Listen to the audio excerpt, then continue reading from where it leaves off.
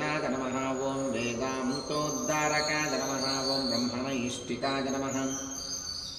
ॐ अहीनशयनप्रियताय नमः ॐ आदितेयाय नमः ॐ अनखाय नमः ॐ हरये नमः ॐ संवित्प्रियाय नमः ॐ सामवेद्याय नमः ॐ बलिवेश्वप्रतिष्ठिताय नमः ॐ बलिक्षालितपादाक्षाय नमः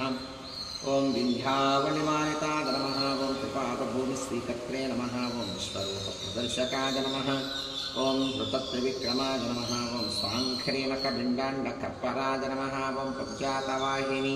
धारापवित्रतजगत्रयाय नमः ॐ विधिसम्मानिताय नमः ॐ पुण्याय नमः ॐ दैत्ययोत्रे नमः ॐ जयोर्जिताय नमः ॐ सुरराज्यप्रदाय नमः ॐ शुक्रमहलकृते नमः सुगतीश्वराय नमः ॐ जामदज्ञाय नमः ॐ कुठारिणे नमः